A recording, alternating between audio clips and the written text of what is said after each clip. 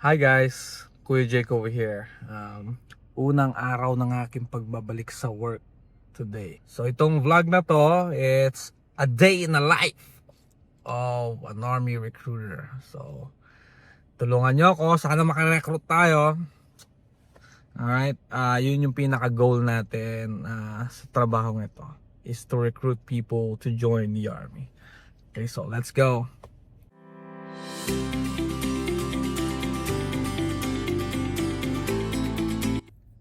So magdadrive tayo ngayon papuntang office guys. So yung office pala namin is located at the GCIC building dito sa Hagat niya. Man, I've been out for 3 months. Sana alam ko pa paano mag-recruit, di ba?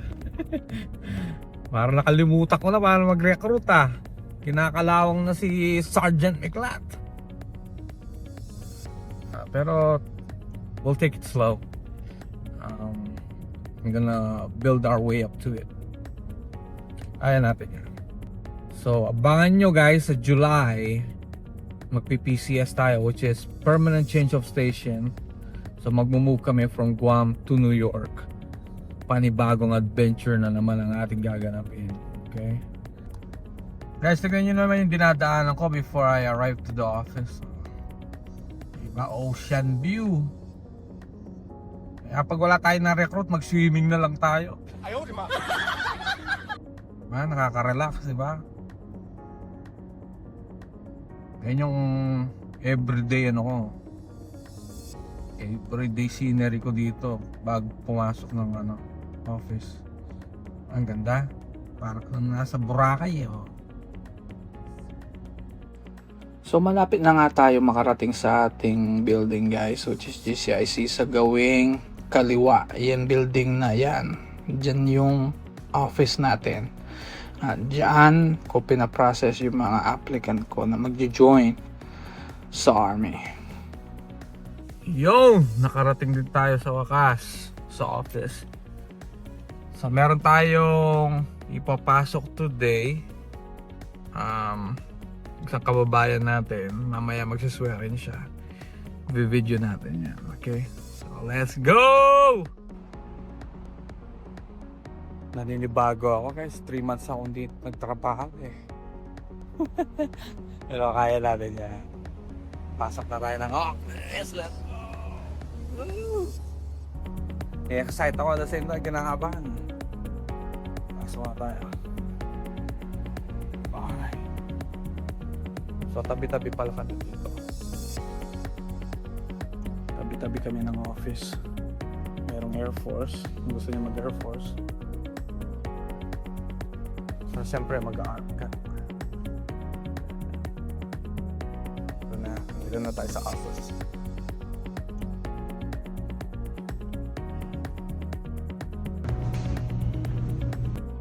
So usually guys, pagdating ko ng work, una kong binubuksan yung email ko to check if may email akong dumating overnight.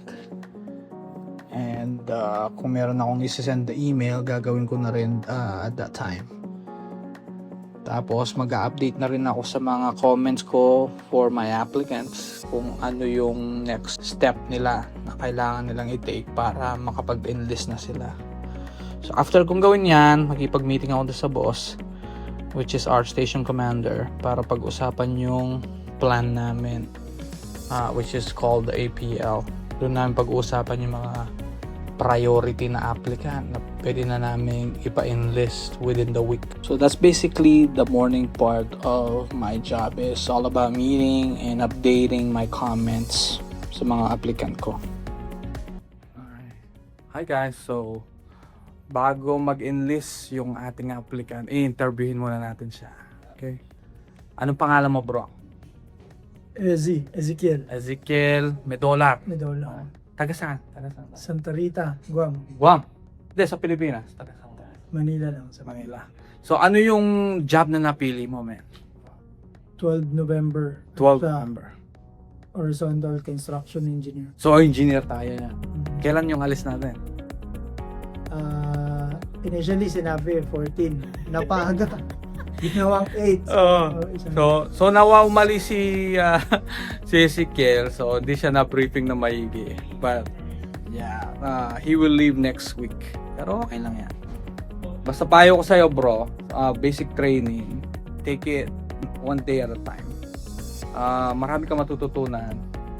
It's gonna be an adventure. You're gonna like it. And just learn your job.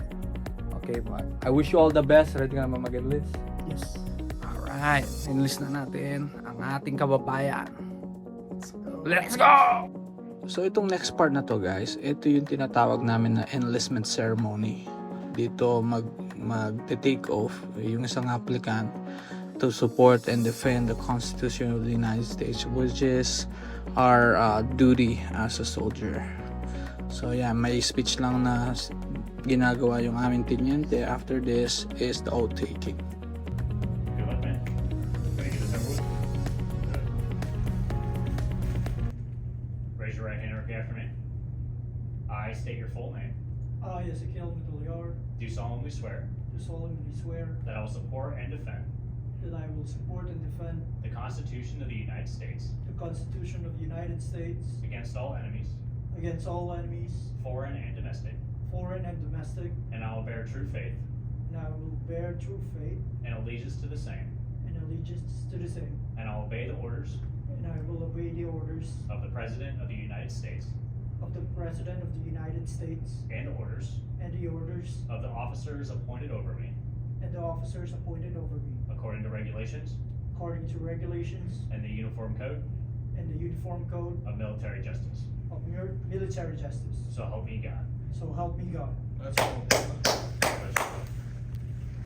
So pagkatapos mag-enlist ng applicant guys, next step namin is to upload all their documents kasi nga paalis na siya next week. So ito yung ginagawa ko this time is uploading all his documents para squared away na siya for next week. Uwi na tayo. Kasi mahaba-haba tayo bukas. So easy lang tayo kasi kakabalik lang natin. Pero bukas siguro start na tayo sa hard stuff para naman makarecruit tayo for this coming April. Ayan. Tayo mga tignan na yung view ko, ocean view. Silang. So that's a day in the life of a recruiter. Hi guys, so pauwi na tayo galing trabaho. Magdadrive muna tayo. Natapos din ang isang araw ng pagtatrabaho. Today wasn't that bad kasi ano pa lang ako nag-uumpisa pa lang ulit. Parang naninibago pa ako kanina Hindi ko alam yung ginagawa ko. It's okay. So after kong napa-enlist si applicant kanina, nasikaso ko yung mga papeles niya kasi paalis na siya ng Wednesday next week. Ganun kabilis. So after kong i-upload lahat ng paperwork niya, briefing ko yung boss ko kung ano yung plano ko for tomorrow. Then sabi ko uwi na ako. Pinauwi naman ako. Ayan. Today wasn't that bad. So yun lang yung buhay recruiter dito sa Guam. As long as na may plan ka for the next day and your plan is believable, okay naman. Hindi naman masyado may.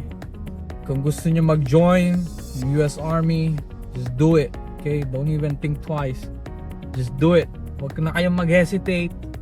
Just do it. Kasi pagka nag-hesitate kayo, walang mangyayari.